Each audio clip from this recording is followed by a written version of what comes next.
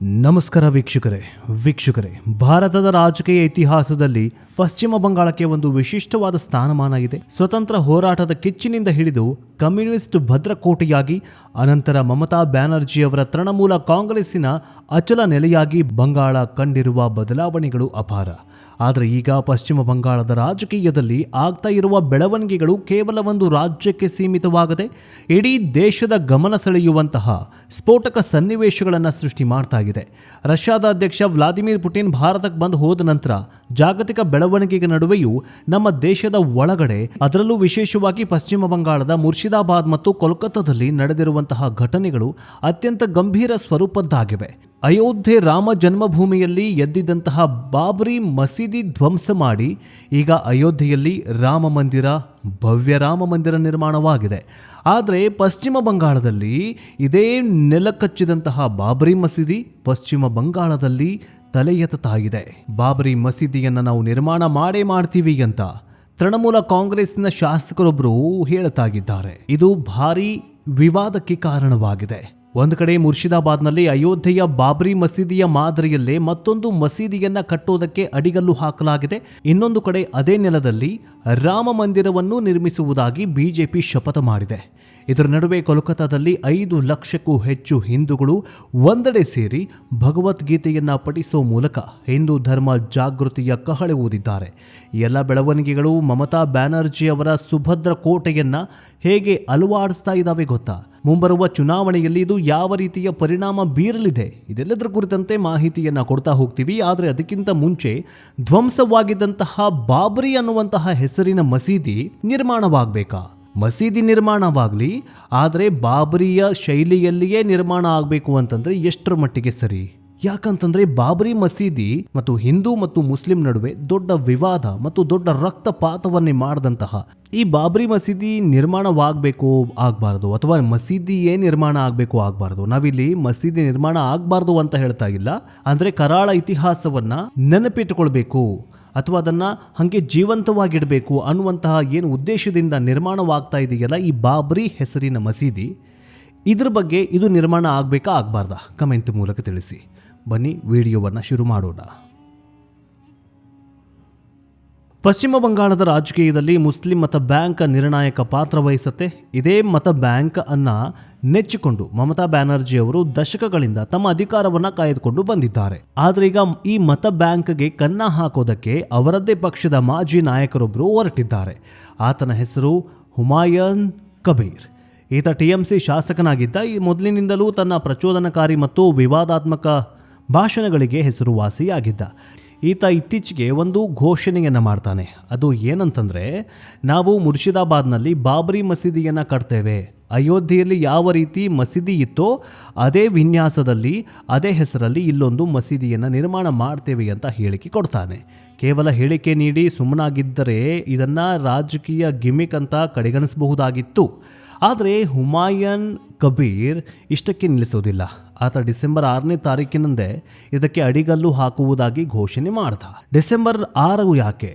ನಿಮಗೆಲ್ಲ ಗೊತ್ತಿರುವಂತೆ 1992ರ ಡಿಸೆಂಬರ್ 6ರಂದು ಅಯೋಧ್ಯೆಯಲ್ಲಿ ಬಾಬರಿ ಮಸೀದಿಯನ್ನು ಕರಸೇವಕರು ನೆಲಸಮ ಮಾಡಿದ್ರು.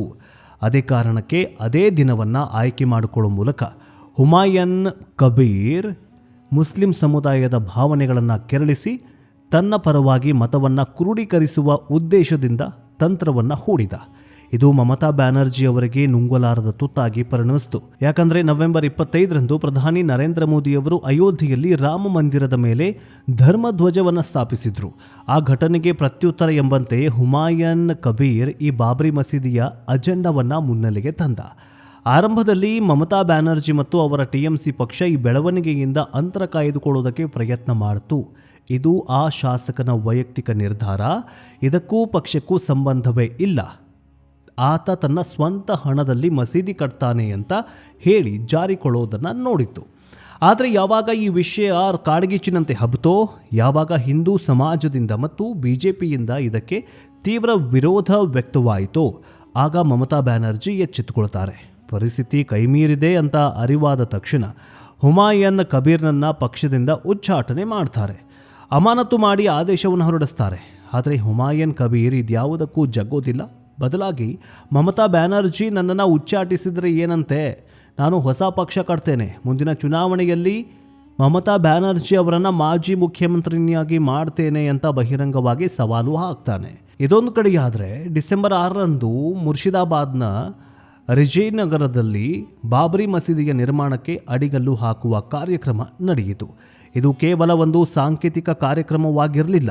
ಇಲ್ಲಿ ಲಕ್ಷಾಂತರ ಸಂಖ್ಯೆಯಲ್ಲಿ ಜನ ಸೇರಿದ್ರು. ಸೌದಿ ಅರೇಬಿಯಾದಿಂದ ಧಾರ್ಮಿಕ ಗುರುಗಳನ್ನ ಕರೆಸಲಾಗಿತ್ತು. ಇಲ್ಲಿ ಸೇರಿದ ಜನಸ್ತೋಮ ನಾರಾ ಏಕ್ ತಕ್ತೀರ್, ಅಲ್ಲಾಹು ಅಕ್ಬರ್ ಎಂಬ ಘೋಷಣೆಗಳನ್ನು ಕೂಗುತ್ತಾ ಆ ಪ್ರದೇಶವನ್ನು ಒಂದು ರೀತಿ ಯುದ್ಧದ ಮೈದಾನವನ್ನಾಗಿ ಪರಿವರ್ತಿಸಿತು. ರಿಬ್ಬನ್ ಕಟ್ ಮಾಡೋ ಮೂಲಕ ಮಸೀದಿ ನಿರ್ಮಾಣಕ್ಕೆ ಚಾಲನೆ ನೀಡಲಾಯಿತು. ಹುಮಾಯೂನ್ ಕಬೀರ್ ಹೇಳೋ ಪ್ರಕಾರ ಅಯೋಧ್ಯೆಯಲ್ಲಿ ಹಿಂದೆ ಇದ್ದ ಆ ಅಪೂರ್ಣ ಮಸೀದಿಯ ಸ್ವರೂಪ ಹೇಗಿತ್ತೋ ಅದೇ ಮಾದರಿಯಲ್ಲಿ ಇಲ್ಲಿ ಭವ್ಯವಾದ ಕಟ್ಟಡ ನಿರ್ಮಾಣ ಮಾಡಲಾಗತ್ತೆ. ಇದಕ್ಕೆ ಚಂದ ಎತ್ತುವ ಕಾರ್ಯ ಕೂಡ ಭರದಿಂದ ಸಾಗ್ತಾ ಇದೆ. ಕಾರ್ಯಕ್ರಮ ನಡೆದ ದಿನವೇ ಅಲ್ಲಿ ಸೇರಿದ ಜನರು ಲಕ್ಷಾಂತರ ರೂಪಾಯಿ ದೇಣಿಗೆ ನೀಡಿದ್ದಾರೆ. ವರದಿಯೊಂದರ ಪ್ರಕಾರ ಒಬ್ಬ ವ್ಯಕ್ತಿಗೆ ಬರೋಬ್ಬರಿ 80 ಕೋಟಿ ರೂಪಾಯಿ ದುಡ್ಡನ್ನು ಈ ಮಸೀದಿಗೆ ನಿರ್ಮಾಣಕ್ಕೆ ನೀಡಿರುವುದಾಗಿ ಘೋಷಿಸಿದ್ದಾನಂತೆ. ಇದರಿಂದಾಗಿ ಅರ್ಥ ಮಾಡಿಕೊಳ್ಳಬಹುದು ಇಲ್ಲಿನ ಪರಿಸ್ಥಿತಿ ಎಷ್ಟು ಗಂಭೀರವಾಗಿದೆ ಮತ್ತು ಧಾರ್ಮಿಕ ಭಾವನೆಗಳು ಯಾವ ಮಟ್ಟಕ್ಕೆ ಕೆರಳಿ ನಿಂತಿವೆ ಅಂತ. ಈಗ ಪ್ರಶ್ನೆ ಮೂಡೋದೇನಂತಂದರೆ, ಒಬ್ಬ ಸಾಮಾನ್ಯ ಶಾಸಕನಾಗಿದ್ದ ಹುಮಾಯೂನ್ ಕಬೀರ್ಗೆ ಇಷ್ಟೊಂದು ಧೈರ್ಯ ಎಲ್ಲಿಂದ ಬಂತು ಮತ್ತು ಇದರಿಂದ ಮಮತಾ ಬ್ಯಾನರ್ಜಿಗೆ ಆಗುವ ನಷ್ಟಗಳೇನು? ಇಲ್ಲಿ ನಾವು ಪಶ್ಚಿಮ ಬಂಗಾಳದ ಜನಸಂಖ್ಯಾಶಾಸ್ತ್ರ ಅಥವಾ ಡೆಮೋಗ್ರಫಿಯನ್ನು ಅರ್ಥ ಮಾಡಿಕೊಳ್ಬೇಕು. ಮಮತಾ ಬ್ಯಾನರ್ಜಿ ಅವರು ಎಷ್ಟು ವರ್ಷ ಅಧಿಕಾರದಲ್ಲಿ ಉಳಿಯೋದಕ್ಕೆ ಪ್ರಮುಖ ಕಾರಣ ಹಿಂದೂ ಮತ್ತು ಮುಸ್ಲಿಂ ಓಲೈಕೆ ರಾಜಕಾರಣದ ಸಮತೋಲನ. 2011 ಮತ್ತು 2016ರ ಚುನಾವಣೆಯಲ್ಲಿ ಮಮತಾ ಬ್ಯಾನರ್ಜಿ ಅವರಿಗೆ ಹಿಂದೂಗಳು ಮತ್ತು ಮುಸಲ್ಮಾನರು ಇಬ್ಬರೂ ಸೇರಿಕೊಂಡು ಮತ ಹಾಕಿದ್ರು. ಆಗ ಮುಸ್ಲಿಂ ಮತಗಳು ಕಾಂಗ್ರೆಸ್ ಮತ್ತು ಎಡಪಕ್ಷಗಳಿಗೂ ಹಂಚಿ ಹೋಗಿದ್ವು. ಆದರೆ 2019ರ ಲೋಕಸಭೆ ಚುನಾವಣೆಯಲ್ಲಿ ಬಿಜೆಪಿ 18 ಸ್ಥಾನಗಳನ್ನು ಗೆದ್ದಾಗ ಮಮತಾ ಬ್ಯಾನರ್ಜಿ ಬೆಚ್ಚಿ ಬಿದ್ದಿದ್ರು. 2021ರ ಚುನಾವಣೆ ಹೊತ್ತಿಗೆ ಅವರು ಸಂಪೂರ್ಣವಾಗಿ ಮುಸ್ಲಿಂ ಪರವಾಗಿ ನಿಂತಂತೆ ಬಿಂಬಿತವಾಯಿತು. ಇದರ ಉದ್ದೇಶ ಸ್ಪಷ್ಟವಾಗಿತ್ತು. ಕಾಂಗ್ರೆಸ್ ಮತ್ತು ಎಡಪಕ್ಷಗಳಿಗೆ ಹೋಗುತ್ತಾ ಇದ್ದ ಮುಸ್ಲಿಂ ಮತಗಳನ್ನು ಸಂಪೂರ್ಣವಾಗಿ ತಮ್ಮ ಬುಟ್ಟಿಗೆ ಹಾಕಿಕೊಳ್ಳೋದಾಗಿತ್ತು. ಅವರ ಲೆಕ್ಕಾಚಾರ ವರ್ಕೌಟ್ ಕೂಡ ಆಗುತ್ತೆ. 2021ರಲ್ಲಿ ಅವರು ಭರ್ಜರಿ ಜಯ ಕೂಡ ಸಾಧಿಸ್ತಾರೆ. ಆದರೆ ಈಗ ಹುಮಾಯೂನ್ ಕಬೀರ್ ರೂಪದಲ್ಲಿ ಅವರಿಗೆ ಸ್ವಪಕ್ಷದವರೇ ಶತ್ರುವಾಗಿ ಕಾಡ್ತಾ ಇದ್ದಾರೆ. ಪಶ್ಚಿಮ ಬಂಗಾಳದ ಕೆಲವೊಂದಿಷ್ಟು ನಿರ್ದಿಷ್ಟ ಜಿಲ್ಲೆಗಳಲ್ಲಿ ಮುಸ್ಲಿಂ ಜನಸಂಖ್ಯೆ ಅತ್ಯಧಿಕವಾಗಿದೆ. ಉದಾಹರಣೆಗೆ ಮುರ್ಷಿದಾಬಾದ್ ಜಿಲ್ಲೆಯನ್ನೇ ತೆಗೆದುಕೊಳ್ಳಿ.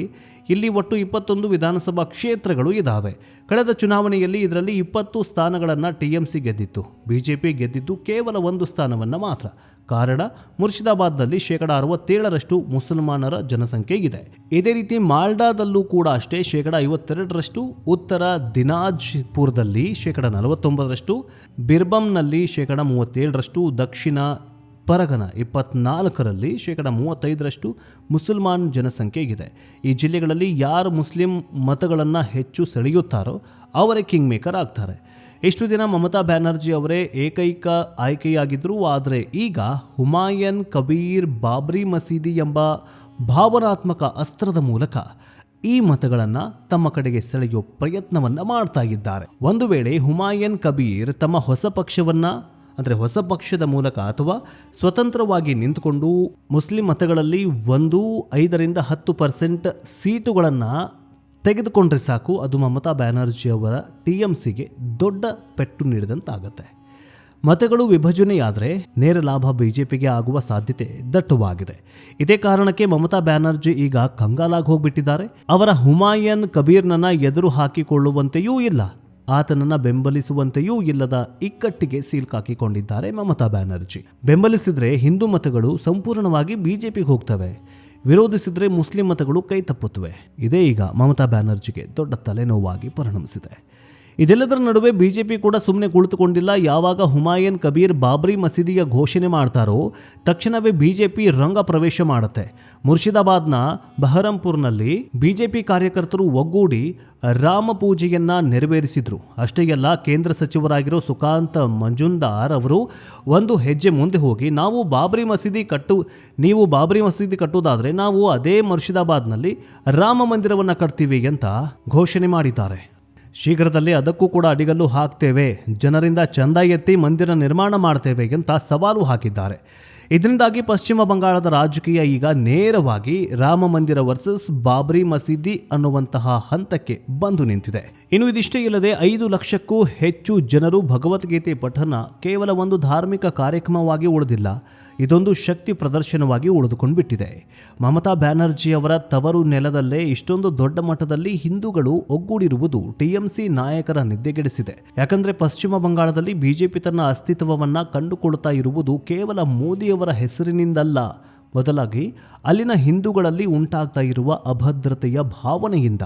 ಯಾವಾಗ ಒಂದು ಕೋಮು ಸಂಘಟನೆಯಾಗತ್ತೋ ಅದಕ್ಕೆ ಪ್ರತಿಯಾಗಿ ಇನ್ನೊಂದು ಕೋಮು ಕೂಡ ಸಂಘಟಿತವಾಗುವುದು ಸ್ವಾಭಾವಿಕ. ಹುಮಾಯೂನ್ ಕಬೀರ್ನಂತಹ ನಾಯಕರು ಬಾಬ್ರಿ ಮಸೀದಿಯ ಹೆಸರಲ್ಲಿ ಮುಸಲ್ಮಾನರನ್ನ ಒಗ್ಗೂಡಿಸೋದಕ್ಕೆ ಪ್ರಯತ್ನ ಪಟ್ಟರೆ, ಇದಕ್ಕೆ ಪ್ರತ್ಯುತ್ತರವಾಗಿ ಹಿಂದೂಗಳು ಕೂಡ ಭಗವದ್ಗೀತೆ ಮತ್ತು ರಾಮ ಮಂದಿರದ ಹೆಸರಲ್ಲಿ ಒಂದಾಗ್ತಾರೆ. ಮುಂಬರುವ ವಿಧಾನಸಭೆ ಚುನಾವಣೆಗೆ ಇನ್ನೂ ಕೂಡ ಕೆಲವೊಂದಿಷ್ಟು ದಿನಗಳು ಮತ್ತು ಕೆಲವೊಂದಿಷ್ಟು ತಿಂಗಳು ಬಾಕಿ ಇರುವಾಗಲೇ ಈಗಿನಿಂದಲೇ ರಾಜಕೀಯ ಕಾವೇರಿದೆ ಪಶ್ಚಿಮ ಬಂಗಾಳದಲ್ಲಿ. ಈ ಬಾರಿಯ ಚುನಾವಣೆ ಕಳೆದ ಬಾರಿಗಿಂತಲೂ ಈ ಬಾರಿ ರಕ್ತಸಿಕ್ತ, ಅಷ್ಟೇ ತೀವ್ರ ಜಿದ್ದಾಜಿದ್ದಿನಿಂದ ಕೂಡಿರುವುದು ಸಾಧ್ಯತೆ ಕೂಡ ಹೆಚ್ಚಾಗಿ ಕಾಣಿಸ್ತಾ ಇದೆ. ಮಮತಾ ಬ್ಯಾನರ್ಜಿ ಅವರು ತಮ್ಮ ಪಶ್ಚಿಮ ಬಂಗಾಳದ ಮಗಳು ಎಂಬ ವರ್ಚಸ್ಸನ್ನು ಉಳಿಸಿಕೊಳ್ಳೋದಕ್ಕೆ ಹೆಣಗಾಡ್ತಾಗಿದ್ದಾರೆ. ಆದರೆ ವಾಸ್ತವವಾಗಿ ಅವರ ಓಲೈಕೆ ರಾಜಕಾರಣವೇ ಈಗ ಅವರಿಗೆ ತಿರುಗುಬಾಣವಾಗ್ತಾ ಇದೆ. ಮುಂದಿನ ದಿನಗಳಲ್ಲಿ ಯಾವೆಲ್ಲ ಘಟನೆಗಳು ಏನೆಲ್ಲ ಆಗತ್ತೆ ಅನ್ನೋದು ತುಂಬ ಕನ್ಫ್ಯೂಷನಲ್ಲಿದೆ. ವೀಕ್ಷಕರೇ, ಇದೆಲ್ಲ ಏನಂತಂದರೆ ಪಶ್ಚಿಮ ಬಂಗಾಳದ ಪ್ರಸ್ತುತ ರಾಜಕೀಯ ವಿದ್ಯಮಾನಗಳ ಸಮಗ್ರ ಚಿತ್ರಣವಾಗಿತ್ತು. ಒಂದು ಕಾಲದಲ್ಲಿ ಕಲೆ, ಸಾಹಿತ್ಯ ಮತ್ತು ಸಾಂಸ್ಕೃತಿಕ ತವರಾಗಿದ್ದ ಪಶ್ಚಿಮ ಬಂಗಾಳ ಇಂದು ರಾಜಕೀಯ ಸಂಘರ್ಷದ ರಣಾಂಗಣವಾಗಿ ಹೋಗ್ಬಿಟ್ಟಿದೆ. ಈ ಬೆಳವಣಿಗೆಗಳ ಬಗ್ಗೆ ನಿಮ್ಮ ಅಭಿಪ್ರಾಯವೇನು? ಧರ್ಮದ ಆಧಾರದ ಮೇಲೆ ನಡೀತಾ ಇರುವ ಈ ರಾಜಕೀಯ ದೇಶಕ್ಕೆ ಒಳಿತಾ? ಪಶ್ಚಿಮ ಬಂಗಾಳದಲ್ಲಿ ಮಮತಾ ಬ್ಯಾನರ್ಜಿ, ನಿಮ್ಮ ಅನಿಸಿಕೆ ಏನು ಅಂತ ಕಮೆಂಟ್ ಮೂಲಕ ನಮಗೆ ತಿಳಿಸಿ. ನಾವು ನೀಡಿದ ಮಾಹಿತಿ ನಿಮಗೆ ಇಷ್ಟವಾದರೆ ದಯವಿಟ್ಟು ಲೈಕ್ ಮಾಡಿ, ಜೊತೆಗೆ ನಿಮ್ಮ ಫ್ರೆಂಡ್ಸ್ ಫ್ಯಾಮಿಲಿಗೂ ಕೂಡ ಶೇರ್ ಮಾಡಿ. ಇಂತಹ ಮತ್ತಷ್ಟು ಆಳವಾದ ರಾಜಕೀಯ ವಿಶ್ಲೇಷಣೆ ಮತ್ತು ರೋಚಕ ಮಾಹಿತಿಯೊಂದಿಗೆ ಮತ್ತೆ ಭೇಟಿಯಾಗೋಣ. ನೋಡ್ತಾ ಇರಿ ಡಿಜಿಟಲ್ ನ್ಯೂಸ್ ಕನ್ನಡ. ಜೈ ಹಿಂದ್, ಜೈ ಕರ್ನಾಟಕ.